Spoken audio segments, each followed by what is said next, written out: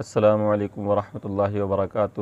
آج کی ویڈیو میں جماعت میں شامل ہونے کا طریقہ بتایا جائے گا، کیونکہ بعض حضرات اس میں اس طرح کی غلطیاں کر دیتے ہیں کہ جن کی وجہ سے کچھ صورتوں میں تو سجدہ سہو لازم آتا ہے اور کچھ صورتوں میں نماز بالکل ختم ہو جاتی ہے۔ تو اس لیے جماعت میں شامل ہوتے وقت ان باتوں کا خیال رکھیں، اطمینان کے ساتھ جماعت میں شامل ہوں، بھاگ کر شامل نہ ہوں۔ اکثر حضرات وضو کرتے رہتے ہیں، جیسے امام صاحب رکوع میں جاتے ہیں جھکے جا کر وہ سیدھے رکوع میں پہنچ جاتے ہیں۔ اس بات کا خیال رکھیں کہ قیام کرنا فرض ہے۔ اگر آپ بنا قیام کے رکوع کی حالت میں جا کر آپ نیت باندھ لیتے ہیں تو اس طریقے سے آپ کی نماز نہیں ہوگی، کیونکہ قیام کرنا فرض ہے اور فرض کے چھوٹ جانے سے نماز نہیں ہوتی۔ اگر رکعت چھٹ رہی ہے تو کوئی مسئلہ نہیں، آپ وقت سے پہلے پہنچیں مسجد کے اندر، آپ سجدے میں بھی شامل ہو سکتے ہیں، تشہد میں بھی شامل ہو سکتے ہیں، ثواب آپ کو مکمل ملے گا۔ امام صاحب کے ایک طرف سلام پھیرنے سے پہلے آپ جماعت کے اندر شامل ہو سکتے ہیں۔ تو اس لیے جلد بازی نہ کریں جماعت میں شامل ہونے کی، ورنہ کہیں ایسا نہ ہو کہ آپ کی نماز ہی نہ ہو۔ اب میں آپ کو وہ طریقہ بتانے جا رہا ہوں کہ جب آپ جماعت میں شامل ہوں گے، ثنا پڑھیں گے نہیں پڑھیں گے، سورت پڑھیں گے نہیں پڑھیں گے، اور جب آپ کی جو رکعتیں چھٹی ہوئی ہیں ان رکعتوں کو کس طریقے سے مکمل کریں گے، یہ بہت ضروری ہے۔ اس لیے اس ویڈیو کو مکمل دیکھیں اور پوری دھیان سے دیکھیں، اور جو ہمارے ملنے جلنے والے ہیں ایسے حضرات کو یہ ویڈیو ضرور شیئر کریں تاکہ ان کی نمازیں بھی درست ہو جائیں۔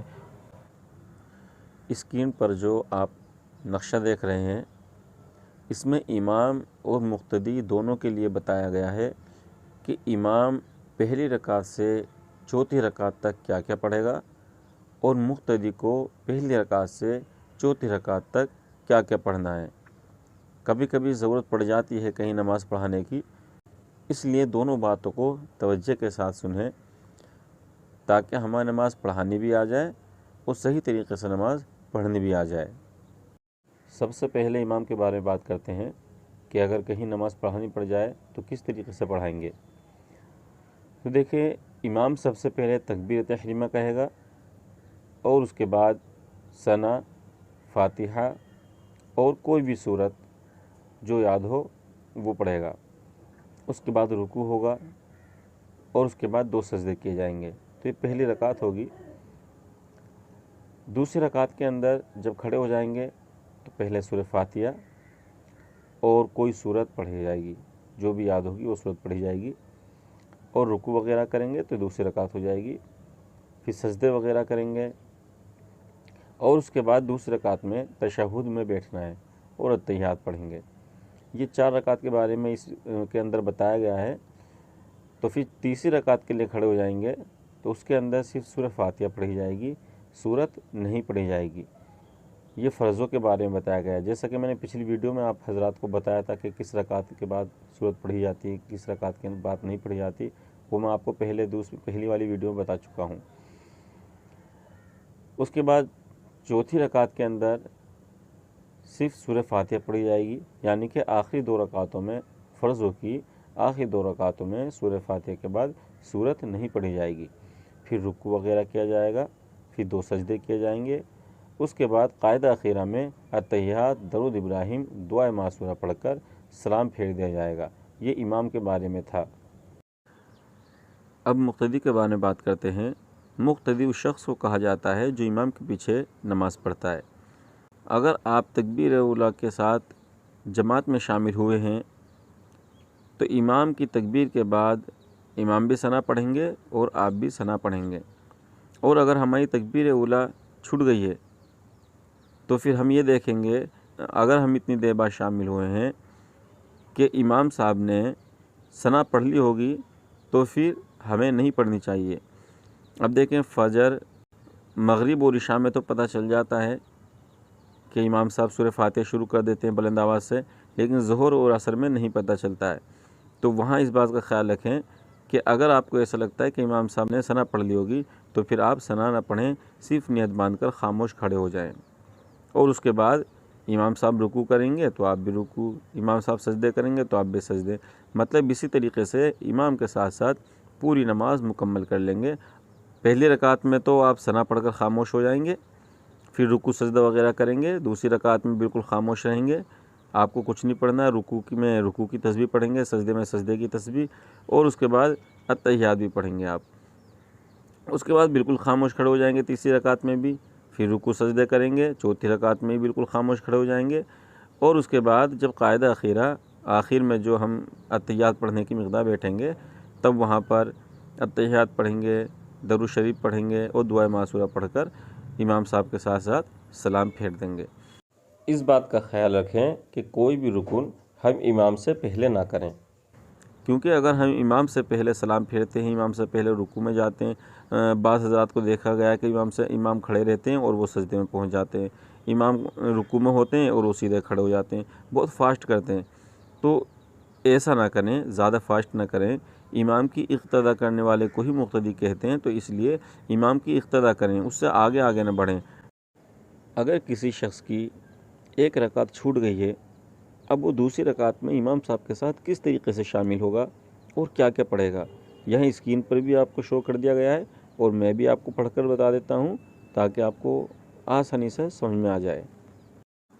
اس بات کو ذہن نشی کر لیں کہ اگر آپ امام صاحب کے ساتھ رکوع میں شامل ہوتے ہیں تو آپ کی وہ رکعت شمار ہوگی، اور اگر آپ سجدے میں تشہد میں شامل ہوتے ہیں تو وہ رکعت آپ کی شمار نہیں ہوگی۔ اور جب آپ جماعت میں رکوع کے ذریعے شامل ہوں تو سب سے پہلے قیام کریں، جیسا کہ میں نے آپ کو پہلے بتایا تھا کہ بھاگے بھاگے نہ جائیں اور جھکے جھکے نہ جائیں، اطمینان کے ساتھ پہلے کھڑے ہو جائیں۔ قیام کرنا یعنی سیدھا کھڑا ہونا فرض ہے۔ اگر آپ سیدھے نہیں کھڑے ہوئے اور یوں ہی جھکے جھکے آپ رکوع میں چلے گئے تو پھر آپ کا قیام نہیں ہوا، اور ایسی صورت میں ہماری نماز فاسد ہو جاتی یعنی ختم ہو جاتی ہے۔ تو اس لیے خاص خیال رکھیں اس چیز کا یہاں پر۔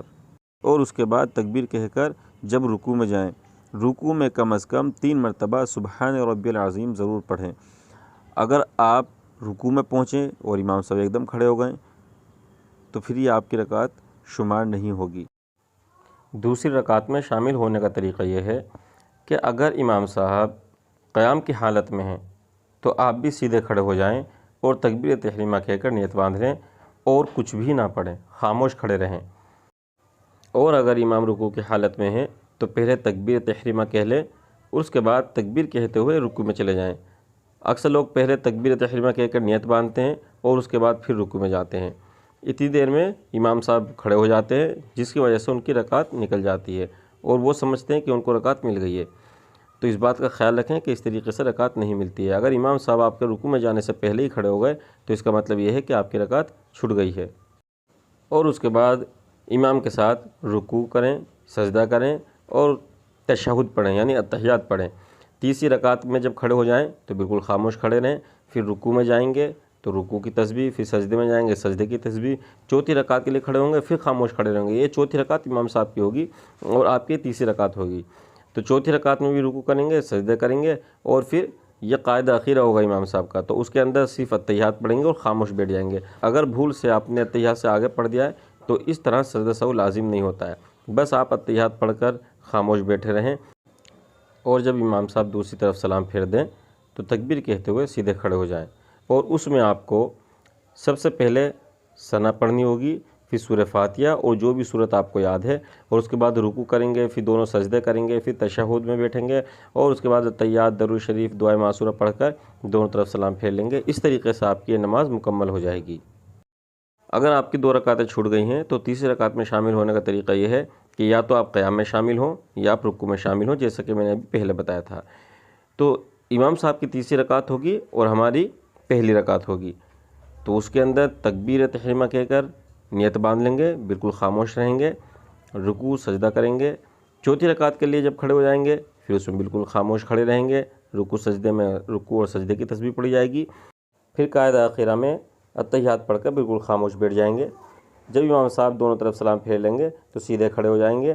اب ہم اپنی چھوٹی ہوئی رکعتیں اس طریقے سے پوری کریں گے، جب کھڑے ہو جائیں گے تو پہلے ثنا پڑھیں گے، پھر سورہ فاتحہ پڑھیں گے اور جو بھی صورت ہمیں یاد ہے پھر وہ صورت پڑھیں گے، اور جب دوسری رکعت کے لیے کھڑے ہوں گے تو اس میں سورہ فاتحہ پڑھیں گے اور کوئی صورت پڑھیں گے، اس میں ثنا نہیں پڑھیں گے کیونکہ یہ ہماری چوتھی رکعت ہوگی۔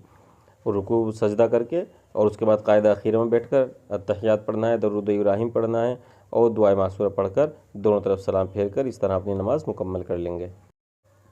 امام صاحب کے ساتھ نماز کی چوتھی رکعت میں شامل ہونے کا طریقہ یہ ہے کہ جب امام صاحب چوتھی رکعت کے لیے کھڑے ہوں گے تو ہم بھی تکبیر تحریمہ کہہ کر نیت باندھ لیں گے کیونکہ یہ ہماری پہلی ہوگی اور امام صاحب کی چوتھی رکعت ہوگی۔